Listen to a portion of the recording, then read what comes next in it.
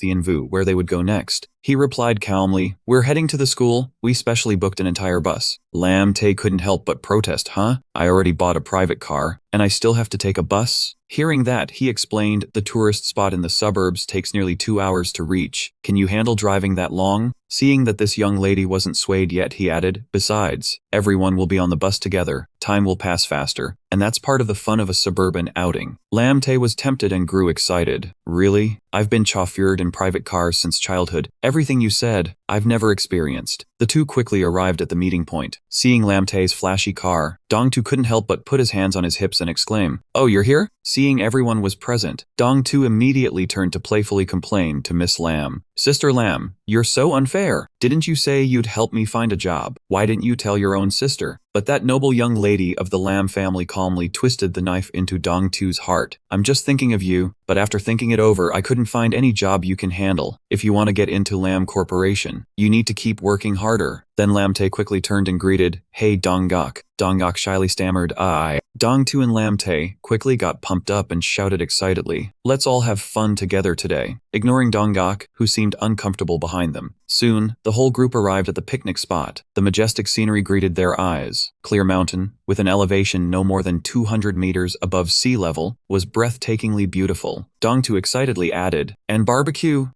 at the Holy Temple picnic area." After saying that, Dongtu called out to the young man and Donggok, who were busy taking photos, and then mobilized everyone to work. "Boys chop wood, girls wash vegetables. Hurry up, I want to eat hot 5-color grilled meat for lunch today." Hearing this, Lamte sighed and complained, "If you'd told me earlier, I would have brought premium meat here." The young man immediately comforted her. "We brought everything. Both grilling supplies and instant noodles are already here." Seeing that, Dongtu also lamented. Glancing at the supplies they had prepared earlier, he grew even more dejected and complained to the sky, "Pork is so expensive. I only bought a few pounds. Afraid it won't be enough to fill us up, so I'll just have instant noodles to pad the stomach." He quickly regained his spirits and assigned tasks to everyone. "Sister Lam, he and I are going to chop wood. You and the other girls go wash the vegetables over there." Lamte froze, but before she could do more than stammer, what?" The two of them had already disappeared. She couldn't help but panic inside. "Wash vegetables? That's a servant's job? Do I really have to do it myself?" When they reached the washing area, Donggok quickly picked up a bunch of chives and handed it to Lamte. "Here, wash some of these chives." But Miss Lam had barely held the bunch of chives for 3 seconds when a cute, plump little caterpillar raised its head and wiggled its tail teasingly, scaring her pale. She screamed, "Whoa, a caterpillar! Ah!" Without a second thought, Lamte threw the bunch of chives to the ground, backed away 2 meters, and called out, "Guards, protect me." A foot gently stepped down, crushing the caterpillar to death. Donggok stepped forward and comforted her. "It's okay now." Donggok frowned and scolded the pampered young lady who didn't know how to do anything. "Sister Lam, have you never done any housework before?" In her heart, Lamte was shocked by the girl's ferocity. "I'm being looked down on. As expected, this girl is upset with me because of his matter." But she didn't dwell on it further. "Whatever, I didn't come here to settle scores with her. First, I'll make my move." With that thought, Lamte quickly set her plan in motion, making an excuse to slip away. "I'm going to the restroom." After walking a bit, she secretly calculated, "I'll find that rest cabin with him, take a few photos, and then head back." Deep green forest, a lone man and a lone woman together in a rest cabin. At the thought, Lamte couldn't help but blush. But she quickly regained her composure and corrected herself. "What am I thinking? I'm just acting." Lamte's sharp mind immediately caught the key point. "Unless I've actually developed feelings for him." The more she thought, the redder her face became. After wandering around for a while, she finally found him and called out, "Hey you, come here." Lamte giggled and told him her plan. "I really can't get used to this deep forest. Let's quickly take a few photos to post on my social page, and then I'll head home first." The young man nodded and suggested, "Yeah, I figured you're not used to it. Let's go up to that rest cabin on the mountainside and take the photos." Hearing that, she couldn't help but feel a jolt in her heart. We're really going to the rest cabin. Isn't something going to happen? Seeing Lam Tay hesitate, he asked, "What's wrong? Don't want to climb the steps." But then he offered another suggestion. "Then let's go to the riverbank over there." Lam Tay stammered, No, let's go to the rest cabin. The view up there must be beautiful." And so the two of them, one in front and one behind, climbed the steps straight toward the small cabin. The silence made Lam Tai's heart even more flustered. What is this? We're just climbing steps together. But why is my heart racing like this? The more she thought, the redder her face became, but she still tried to reassure herself. I'm probably just overthinking it. Yet oddly, her heartbeat only grew more intense. How was that possible? Suddenly, the young man spun around and let out a loud, "Huh?" She was startled and, feeling even more flustered, stammered,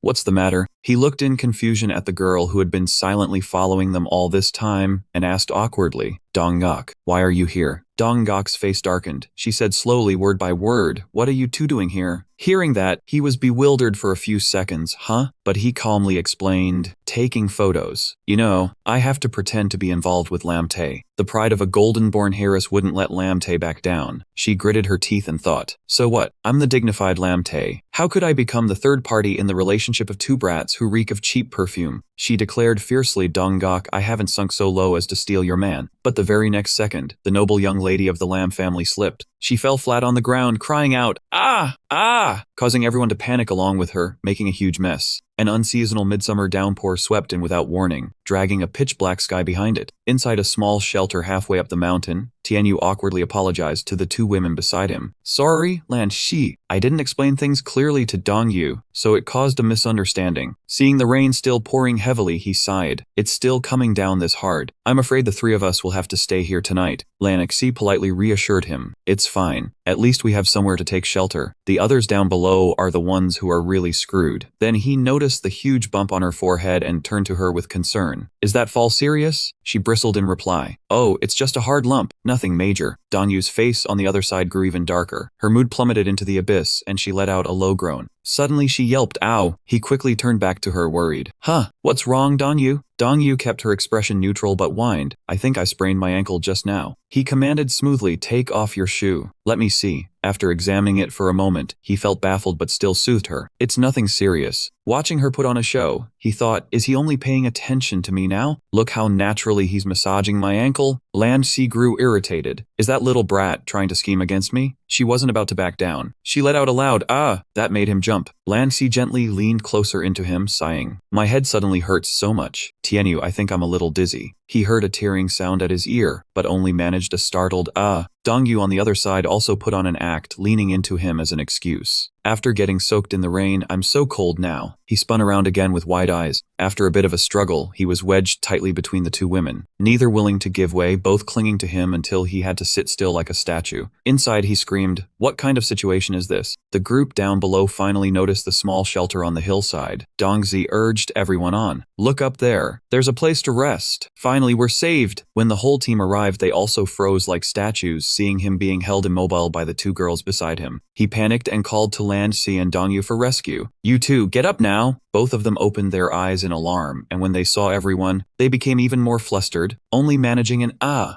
Dongzi caught on fast and gave a thumbs up. "Bro Tianyu, you're something else," he stammered, trying to salvage the situation. "That's not it. Let me explain." Elsewhere, Aunt Tran rushed frantically to his mother's house to report, "Maki, there's trouble." Seeing the old lady so panicked, his mother also grew anxious. "What is it? Don't be so flustered," she babbled quickly. "It's about your boy Tianyu. Has he got a girlfriend lately? Do you know?" His mother was even more stunned. "A girlfriend? He told me he didn't have one." Aunt Tran narrowed her eyes and insisted firmly, "Your son having a girlfriend is the truth." Then she dropped a bombshell. "The girl is Lan Xi, the heiress of the Lan Corporation." He opened the door and stepped in, trying to act like nothing was wrong. "I'm back." In the living room, his mother sat silently on the sofa, watching him enter with a darkened face. He stretched and headed straight for his room, acting tired and complaining to her, "I just wanted to relax." But the outing turned out more exhausting than reviewing lessons. "It really wore me out." His mother ordered, "Stop right there." The air in the room seemed to freeze instantly. She crossed her arms and looked at him with cold, probing eyes. Her voice dropped as she spoke calmly. "Aunt Tran told me this morning that you're seeing the heiress of the Lan Corporation." Her brows furrowed, her gaze sharp. She yelled angrily, What's going on? Explain it to me. Hearing her accusation, he turned back, his face full of worry and confusion. How did Aunt Tran find out about this? His mother lost her composure upon hearing his question. Her expression was now not only angry, but also shocked and worried. So it's true. Don't you dare try to hide it from me. Explain this clearly right now. His face showed just as much worry and confusion. He could only raise his hands to explain. No, it's just a misunderstanding. Geez, how did this spread all over the neighborhood? His mother pressed on, demanding an answer. Misunderstanding? What misunderstanding? Are you or aren't you involved with the young lady of the Lan family? He lowered his head and answered honestly. She's a classmate of Sister Shuping. I got to know her when I went out with Sister Shuping last time. He tried to explain everything clearly, his tone helpless but sincere, wanting to calm his mother's anger. Her family is forcing her to marry some filthy rich scumbag from a nouveau riche family. She asked me to pretend to be her boyfriend so she could get out of the marriage. His mother softened a bit when she heard his explanation. That actually sounds reasonable. I'll have to ask Shuping about it. He squinted one eye, a little annoyed that his mother didn't trust him. There was a hint of sulkiness in his voice.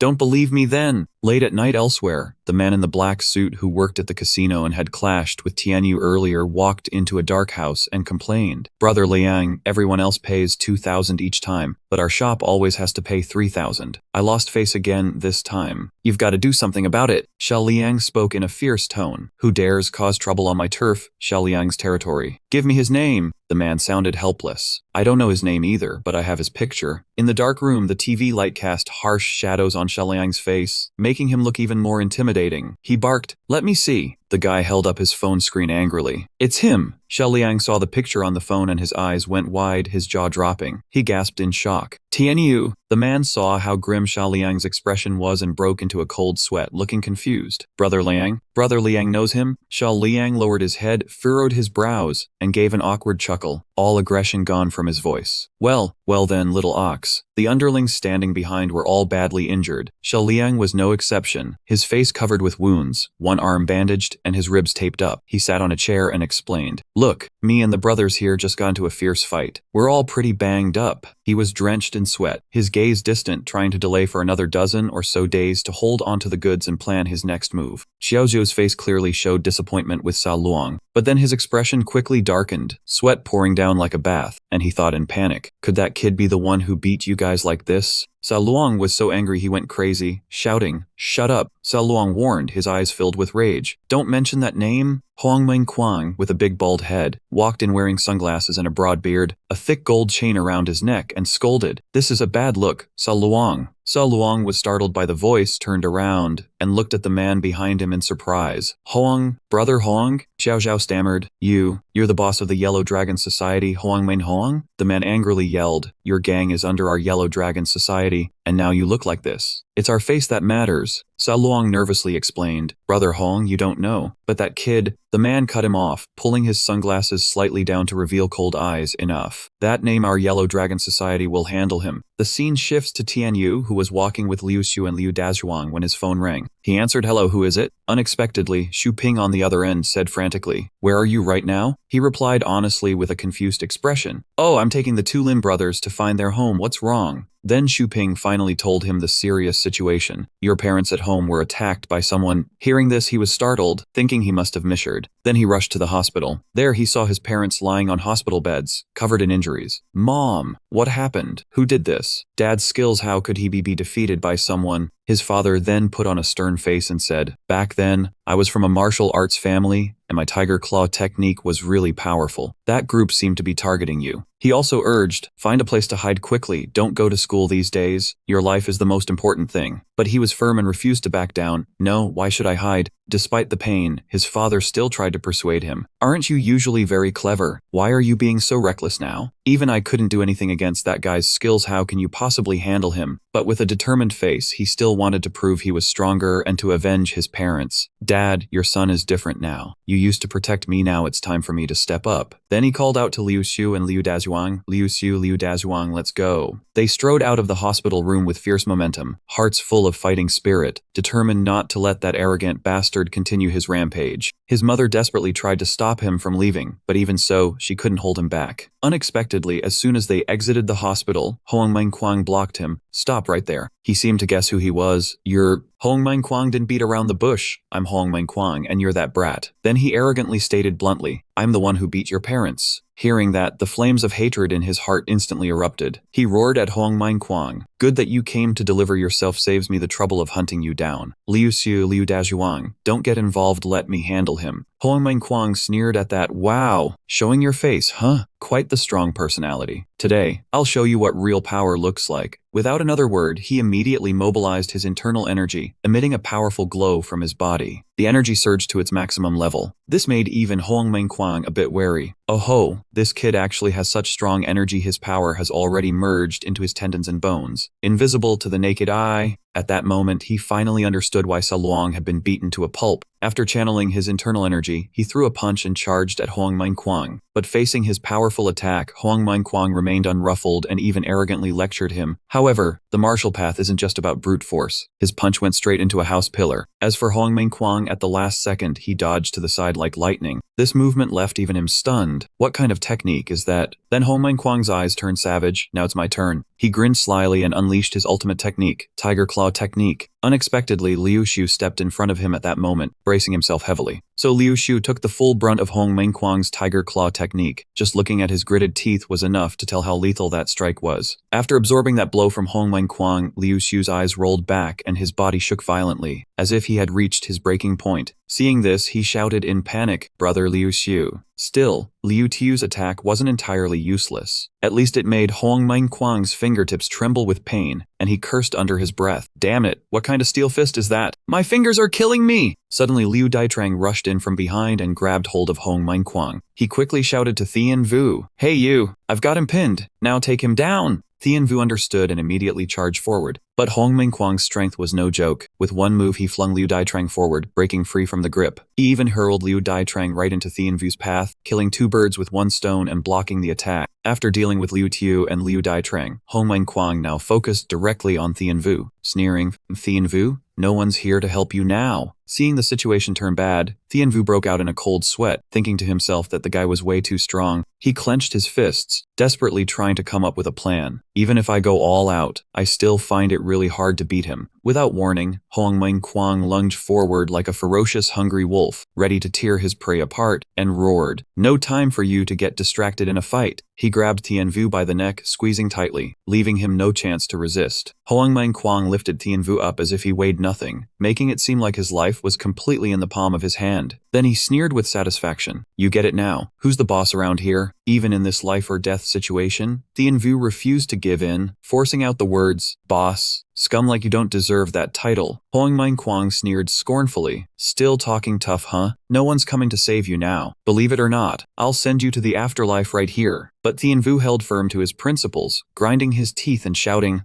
You think evil can beat justice? Let me tell you, evil never triumphs over good. Suddenly Tu Lon appeared, aiming her gun at Hong Mengquang. Hong Mengquang, don't move. However, Hong Mengquang didn't give a damn about the police, laughing scornfully. I've been a crime lord for years, and I've never known fear. Tu Lon wasn't intimidated, staying true to her duty as a police officer. Hong Mengquang, don't resist in vain. Cooperate and come with us for investigation. Unexpectedly, Hong Mengquang threw a punch straight at Tu Lon. Stop waving your gun around. Tu Lon remained calm, her gun aimed directly at Hong Mengquang's knee. Without hesitation, she ordered, Stay down on the ground and don't move. An ambulance will be here shortly. They took him to the hospital to bandage his wound first, then back to the station for questioning. And Hong Mengquang, now writhing on the ground, met the fate of those who defy the law. Seeing that, Thian Vu didn't forget to compliment the police officer. Officer Tu Lon, you're awesome. After arriving at the police station, Tu Lon expressed her gratitude to Thian Vu. Hey, thanks to you luring him out, we managed to catch this fake Hong Mengquang. Thian Vu replied modestly. He injured my parents and framed others. Beating up bad guys is everyone's duty. You're too kind, officer. Then Tu Lon shared the investigation findings with Liu Daitrang. Liu Tiu, the DNA in your case matches Hong Mengquang exactly. The one who wronged you back then was very likely him. Tiu Lone reassured Liu Daitrang. Don't worry, we will investigate him thoroughly and help you uncover the truth of what happened back then. Hearing this, Liu Daitrang was moved to tears. Thank you, Officer Tiu Lone. Thank you, Comrade Police. Thien Vu and Liu Tiu returned to the hospital room. We're back. The one who attacked Dad has been punished by the law. Seeing him return safely, the father, sitting on the hospital bed, said happily, It's good that you're back safe and sound. The mother stepped forward and said, You should have called to let us know you were safe. We were worried to death. Thien Vu was overjoyed to see his mother awake. Mom, you're awake. Is Sister Thubin here too? The mother looked at Thubin with gentle eyes. All right, it's getting late. You go home with Thien Vu first. Thien Vu glanced at her cautiously, and Thubin smiled in reply. Sure, Thien Vu, let's head back. Thien Vu turned to look at his parents and then asked for permission, while the two brothers, Liu Daitrang and Liu Tiu, stood behind him looking expectant. Right, Mom and Dad, they don't have a place to stay for now. Can they crash at our place? Thien Vu's parents happily agreed. No problem. Be careful on the way. The nurse who came to check on them also praised. You're really blessed to have such talented children. The mother happily explained. The boy is our son, and the girl is our neighbor's daughter. I wish I had a daughter like her. The next morning, Thubin woke up from sleep, her eyes still drowsy. She turned to the side and was startled to see Thien Vu still sleeping soundly next to her. Thubin quickly pulled the blanket to cover herself, blushing in embarrassment, and stammered, Thien Vu, why are you sleeping next to me? Thien Vu just woke up at that moment, his face bright red, and quickly reassured her, Relax, I didn't do anything.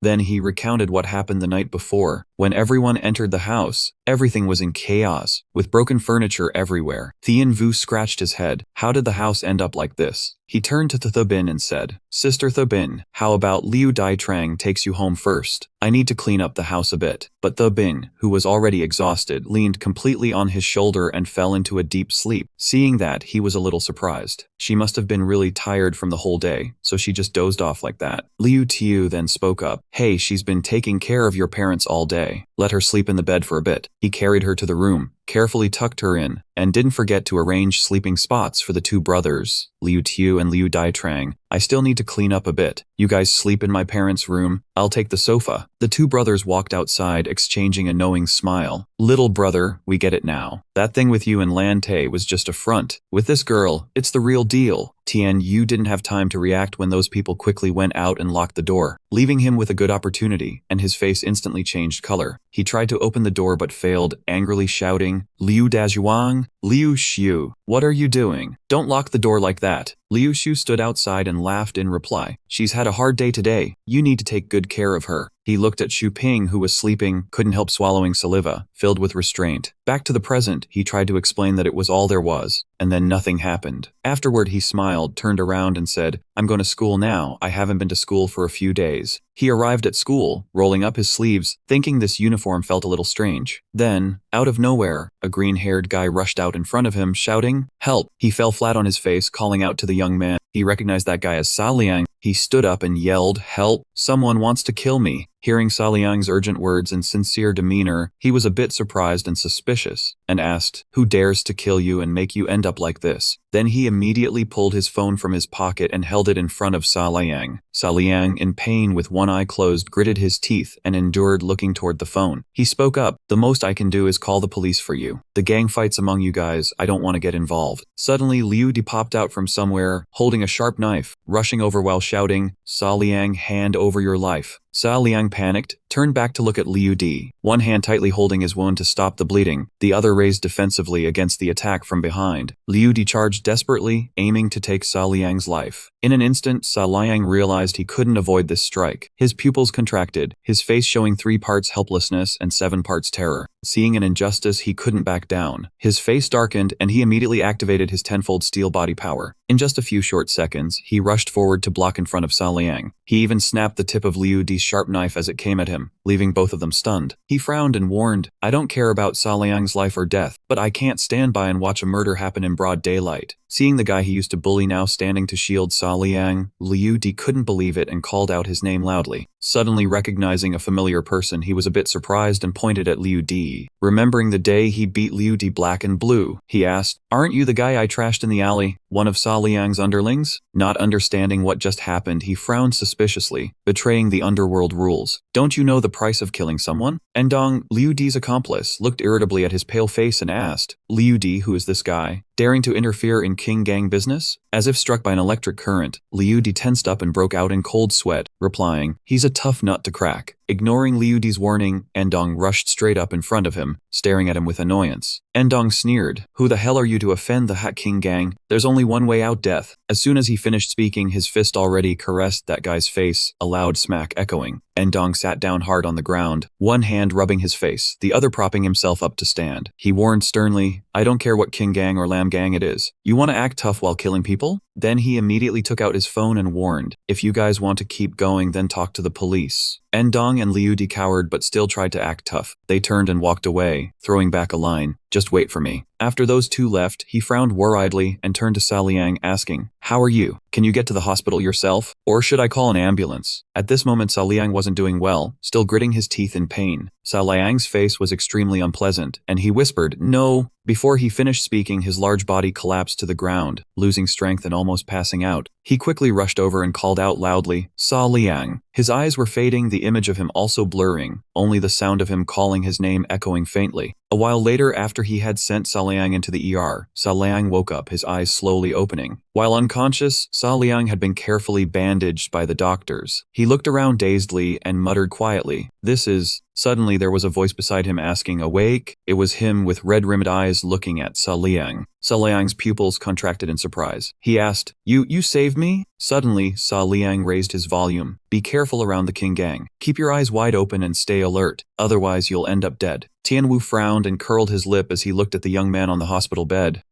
Sa Liang, you know my abilities. A small-time gang like Thang Bang can't do anything to me." At this, Sa Liang realized the naivety in his words and warned sternly, "They might not be able to touch you, but they have countless tricks up their sleeves. What if they go after your family?" Those words made the young man pause. He thought to himself that Sa Liang had a point. Sa Liang frowned in annoyance, his voice angry. "That underling of mine in the Than Bang actually dared to scheme for power, and even tried to kill me." He was so furious he could barely breathe. He placed his hand on the breathing mask and said, "Let's join forces, Tianwu." Sa Liang pulled off his oxygen mask and made the request with determination. "For the sake of your family and Mike's Bang, let's join forces and destroy the Than Bang." His actions and words left Tianwu slightly stunned. After a moment, he frowned and asserted, "Sa Liang, I'm not going to join forces with you. I don't want to be involved with dark forces." He added, "I'll give you some advice. Find a decent job and stop clinging to the past." Sa Liang's expression clearly showed he had expected Tianwu's response. Then Tianwu spoke about how to deal with the gang. After defeating the Than Bang, we'll use other legal methods. It seemed Sa Liang already had his own plan. He said, "First, we want to gather evidence of their crimes and report it to the police." After affirming his stance, Tianwu dismissed Sa Liang's idea. "Your method of fighting violence with violence is absolutely not allowed." Lying on the hospital bed, Sa Liang heard these righteous words and changed his mind. "Then I'll investigate with you. No matter what it takes, I must destroy the Than Bang." Suddenly Sa Liang shouted loudly to prove his determination. "From now on, I'm turning over a new leaf. I won't cling to gangs anymore. I'll be a useful member of society." Hearing this, the gang leader felt satisfied. "Good that you've come to your senses. Heal up well, and once you're recovered, we'll overthrow the entire Thang Bang." With that, Tianwu walked to the door and turned back to wave. "I'm heading out," Sa Liang replied with a grunt. In the hospital hallway, he opened his phone to check the time, looking worried. "Oh no, it's almost 5 p.m. I said I was going to school today, but it's already over." Then Tianwu pondered and thought, "I'll have to call Liu Dezhuang and Liu Xiao to come home and clean the room." That afternoon, the sun was about to set, casting a golden glow on the building of the Lam Corporation. In the grand lobby, the company's doors swung open. Tianwu strolled in with his hands in his pockets, and all the receptionists bowed. "Hello, Mr. Kai." He smiled with satisfaction, thinking, "Last time I came, the security guards stopped me. Now they're respectful. They're easy to deal with." Then the young man walked through the rooms, reading the nameplates, and thought, "Security office, that must be where Liu Dazhuang and Liu Xiao work." Then he excitedly flung open the security office door and called out happily, "Liu Dezhuang, Liu Xiao, if you're not busy, let's head home early. The chaotic scene inside made Tianwu freeze. Liu Xiao and Liu Dezhuang were being pulled in all directions, with employees clinging to them. From one side, someone asked the team leader about 5 remaining interviews. From another, someone called out asking him to check the surveillance system. Liu Xiao was also bombarded with questions about IC cards and staff scheduling. Seeing this, he felt a bit timid and muttered, "Oh my god, being a security team leader is this busy?" Seeing Tianwu call them, Liu Dezhuang and Liu Xiao climbed over the crowd and shouted, "Mr. Qi, wait a moment. We have over 20 more tasks to finish, and we'll be right there." Hearing that, the young man stepped back out and gently closed the door, saying quietly, "Then take your time. I'll wait outside the door." Now alone, Tianwu sat on the steps of the corporation building, looking somewhat unhappy. The Liu brothers have just taken up their positions and are already so tired. Everyone is working hard to make a living. He looked at his own hands, thinking about his abilities. "I have power, but I idle around all day. I should do something useful for society." While lost in thought, the young man didn't notice Liu Xiao and Liu Dezhuang standing behind him. Liu Xiao smiled and patted his shoulder. "Sorry to keep you waiting, Mr. Kai." Tianwu turned and looked at Liu Dezhuang with a smile. "No problem, I'm free anyway. How do you two feel about the job?" The Liu brothers answered in unison, exhausting. Liu Xiao stood up indignantly and clenched his fist. "We're just street fighters. A bunch of college kids surrounded us talking about firewalls and security. Hundreds of lines of data we couldn't make heads or tails of." Beside him, Liu Dezhuang also couldn't hold back tears. "Just operating the surveillance system took me all afternoon to learn. Those college students mocked me for not even knowing that and still being team leader." Hearing their distress, Tianwu felt apologetic and smiled sheepishly. "Sorry, I didn't think about this when I recommended the job." Liu Xiao suddenly replied seriously, "It's okay. You went out of your way to find this job for us. Even if it's tough, we'll keep giving it our all." After a pause, Tianwu looked at the two men and asked, "How about you two come work for me?" Liu Xiao was surprised and curious. "You mean you're planning to start a business?" The young man closed his eyes and scratched his head sheepishly. "I'm still a student right now, so I can't yet. This is a plan for the future." Hearing that, Liu Xiao happily clasped his hands. "Then once Mr. Qi becomes the boss, we'll follow you." Tianwu also smiled and looked at them. "Yeah, it's a deal." While the three were chatting animatedly, a gentle voice called out Tianwu's name from afar. Lan Xi felt shy when she saw him. Before she could ask why he suddenly came, she thought to herself, "Could it be that he's interested in me?" Tianwu looked at Lan Xi happily, and then pointed at the Liu brothers. "No, I came to find them." At this, Lan Xi was displeased and teased them, making all three freeze. "You spend all day with two big, fat men. Don't tell me you're actually into guys? I heard they even to your house to sleep over yesterday." The teasing made Tianwu embarrassed, and he shouted to deny it. "Who likes men? Who told you that?" But even as he said it, he thought to himself that it was true he was around men all day, and they did stay over at his place last night. Feeling she had teased enough, Lan Xi suddenly asked seriously, "I heard your parents were beaten. How are they now?" Tianwu smiled and replied, "Fortunately, no serious injuries. They'll be discharged from the hospital soon." Suddenly, the sound of a car engine revving and screeching to a halt interrupted their conversation. The door opened, and a young man in a black suit stepped out. It was Chen Yunting. He was surprised to see the person in front of him. "Lan Xi, why are you with this guy now?" Tianwu and Lan Xi were surprised by Chen Yunting's sudden appearance, and they both called out his name at the same time. Chen Yunding saw that and frowned in annoyance, gritting his teeth and saying, "My family prepared everything to propose marriage to you, yet you're living together with this brat. How am I supposed to show my face?" Those unreasonable words made Lan Xi furious. She arched her brow and snapped right in Chen Yunding's face. "How many times have I told you? I will not marry you, can't you understand that?" Being rejected so bluntly, Chen Yun lost all face. He pointed at Tianwu's face, then turned to Lan Xi, who was standing beside him in anger, and shouted, "The woman that I, Chen Yunding, have set my sights on, no one is going to steal her away." Lan Xi immediately retorted, "My sister already agreed to let me marry Tianwu. As soon as he graduates, we'll hold the engagement ceremony." Hearing the information Lan Xi had just made up, the young man's face went completely blank, and he thought to himself, "Huh?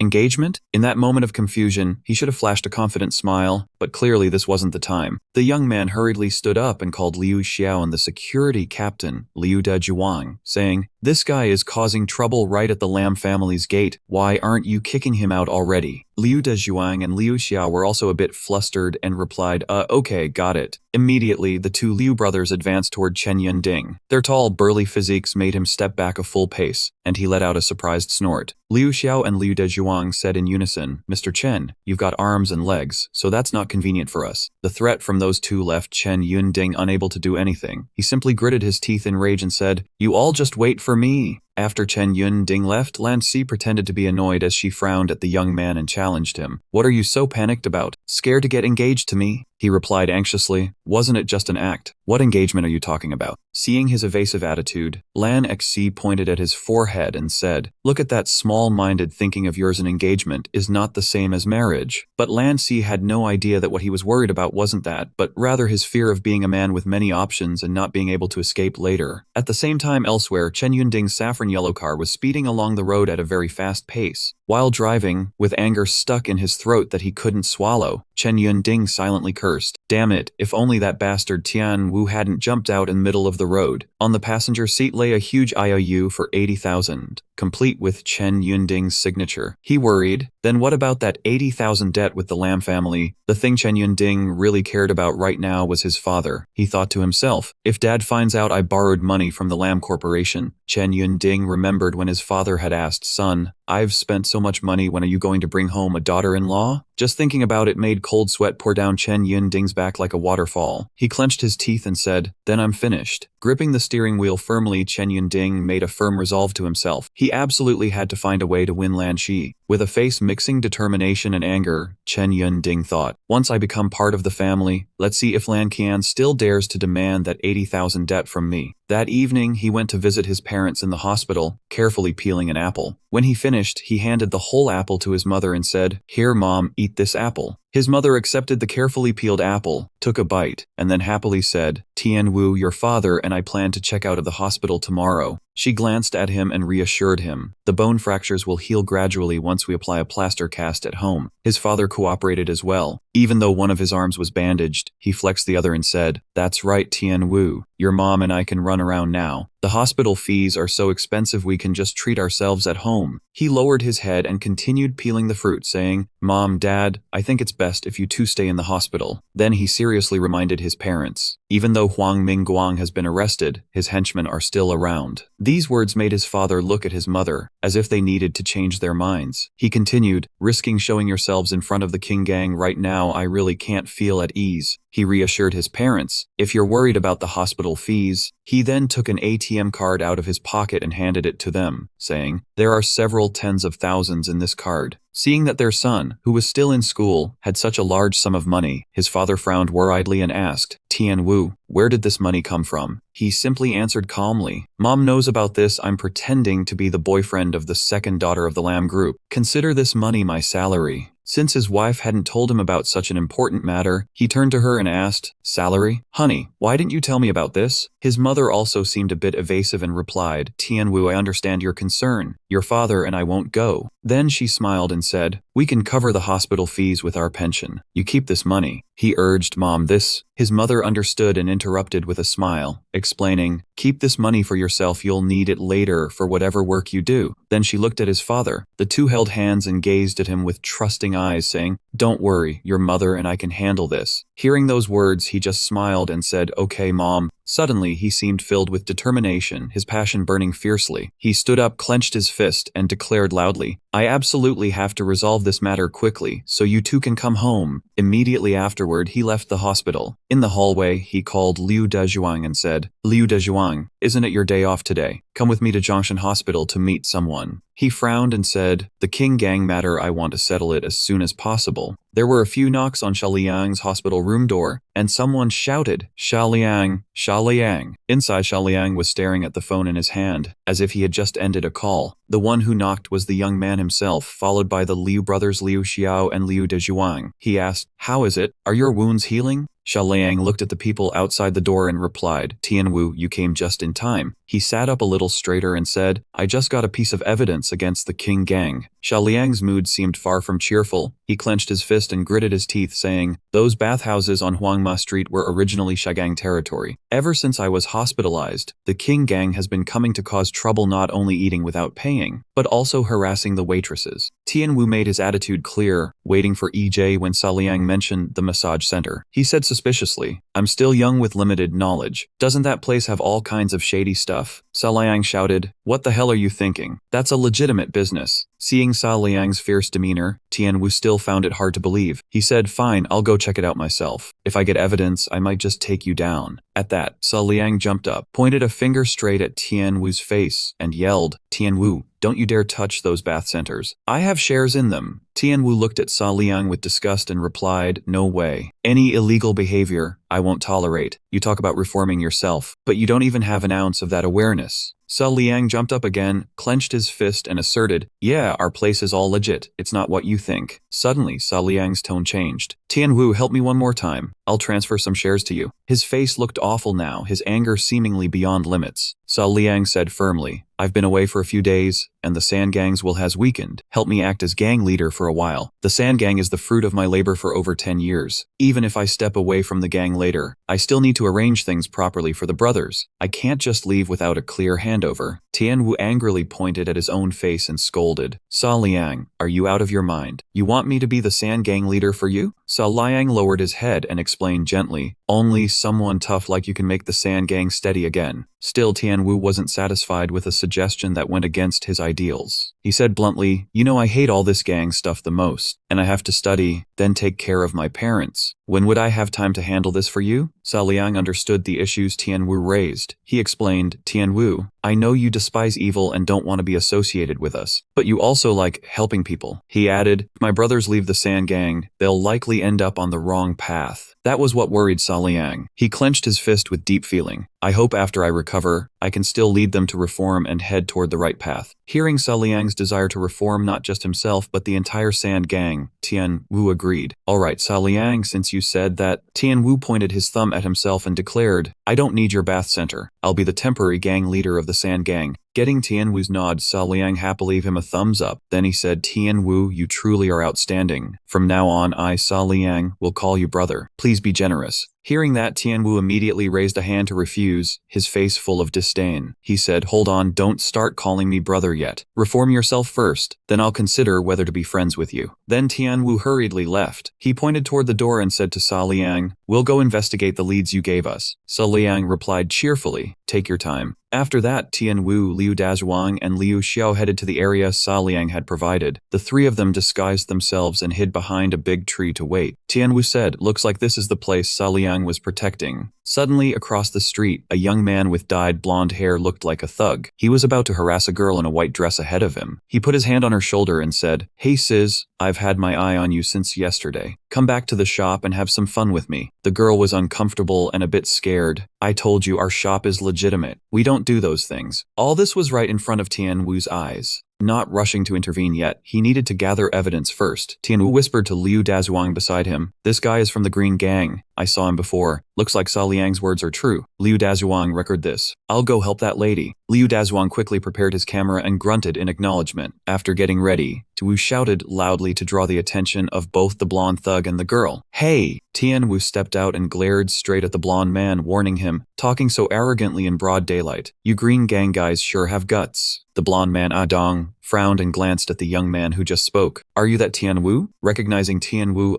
Dong became furious. He pointed it at Tian Wu's face and yelled, come at the right time. You dare cause trouble on my turf. Let me tell you, I'll mess with any woman I want and you can't stop me. Suddenly, Dong called to his buddies in the shop. Brothers in the shop, come out and have some fun. Grab your tools. Tian Wu is here to die. Hearing that, Tian Wu said in a deep voice, brother, I'll give you some advice. Tian Wu looked straight at Dong and said, if there aren't at least 20 of you, don't bother fighting. That's not enough to even warm me up. Behind him, Liu Xiao and Liu Dazhuang were ready, with the camera waiting. A strong pressure radiated from Tian Wu, startling the blonde thug. He thought, this guy's aura is no joke. From a distance, the brothers Dong had called showed up. A young man carrying a water pipe shouted, Brother Dong, we're all here. Is this the kid who hit you the other day? The blonde guy, whom they called Dong, broke into a sweat and suddenly shouted, too few. Let's retreat today. No fighting. Then the blonde guy rushed away, leaving his dumbfounded underlings behind. He threw a warning at Tian Wu. Tian Wu, just wait. In a few days, I'll bring a big team and show you. Tian Wu wasn't weak either. He snorted and said, Yeah, this kid at least knows when to back off. Liu Xiao stood up and looked at Tianwu asking, Brother Qi, what's next? Tianwu glanced at Liu Xiao. Did you record everything that guy just said? He held the camera forward. It's all here. After thinking for a moment, Tianwu turned to the Liu brothers. The evidence we have now can only charge this small-time leader with hooliganism. To bring down the entire Green Gang, we need stronger evidence. Then the three left the area together. As they walked, Tianwu discussed, let's go talk to Xiaolan first. Meanwhile, at the Chen Group headquarters, Chen Yunding rushed anxiously straight into his office. Inside, his father was standing with arms crossed, deep in thought by the desk. Chen Yunding was stunned and quickly asked, Why are you in my office? Chen Yunding's father darkened his face and spoke in a cold, even tone. You owe the Lam Group 10,000 yuan. Why didn't you tell me? Chen Yunding was flustered, unable to believe his ears. He stammered, Dad, how did you find out about this? Now unable to contain his anger, Chen Yunding's father shouted straight at his son's face. The Lam Group came looking for you demanding payment. 80,000, 10,000. Such a huge amount. Do you think it's a joke? He took off his glasses and carefully wiped them. A sly, narrow squint appeared behind the lenses. Chen Yunding's father continued, Let bygones be bygones. Now how are you going to pay that money? He put the freshly cleaned glasses back on. Chen Yunding immediately rushed up and whispered pleadingly,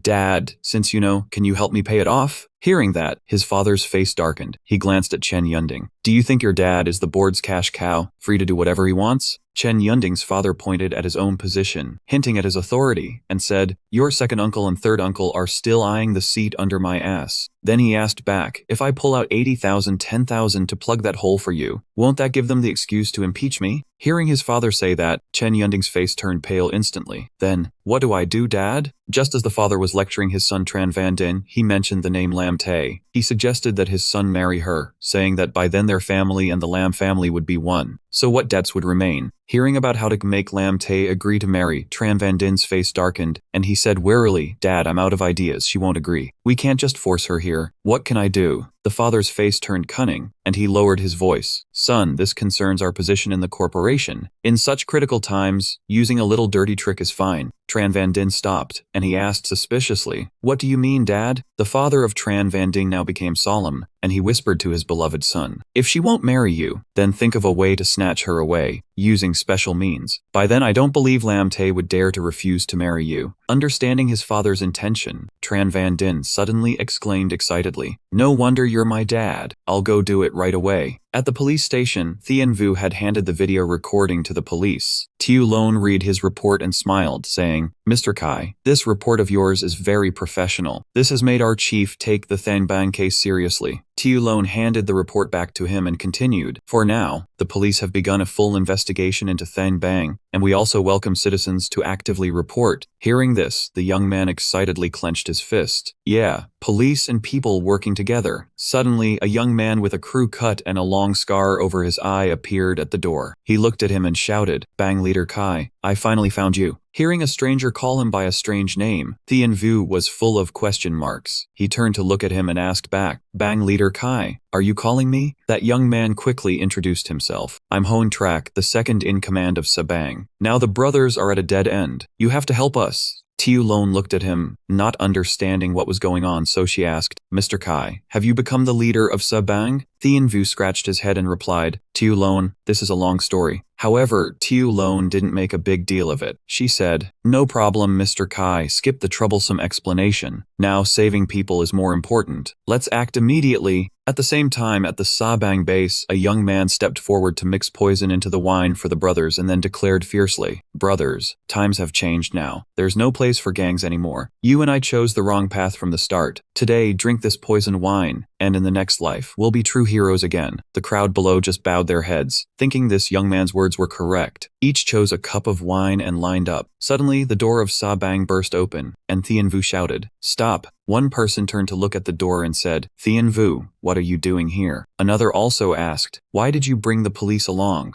Then Hon Trak stepped forward and announced, Brothers, I went to visit Sa leader. He made it clear that now Thien Vu will be the temporary leader of our Sabang. After being properly introduced, he angrily pointed at each person in Sabang and scolded, Every one of you is a big, tall man. And just because you took a wrong path, you want to avoid it by dying? Then this young man continued to criticize. Do you think this is worthy of your parents? Is it worthy of yourselves? The Subbang crowd immediately protested, each trying to shout, Thien Vu, you talk easy. You have a bright education, but we have criminal records all over. What way out do we have? That's right, that's right. To suppress the crowd's momentum, Thien Vu spoke in a serious tone. I am now the leader, and I swear I will lead you to reform and find a bright path. He patted his chest firmly. As long as you are willing to follow me, I will do what I say. A few days later, Lam Te was driving her car, but she seemed very annoyed. She muttered to herself, I should never have bought this Guling Hong Kwang in the first place. In front of Lam Te was a steep slope, but her red steed couldn't make it up. She angrily said, going up this slope, it stalled 3 times already. Then Lam Te yanked the gear shift violently. The engine finally roared after her attempt to restart it. She happily said, it started. Unsurprisingly, the car started, but instead of moving up, it rolled backward without braking. Lam Te was caught off guard, only able to let out a huh, and her soul nearly flew out before she could catch it. She gripped the steering wheel in fear and shouted, why is it sliding down like this? A loud bang echoed as the rear of Lam Te's car hit the black car behind. The man with a crew cut inside the car stuck his head out and yelled, what's going on? How are you driving? At this point, Lam Te got out of the car, scratching her head as she approached the car behind to apologize. She said, sorry,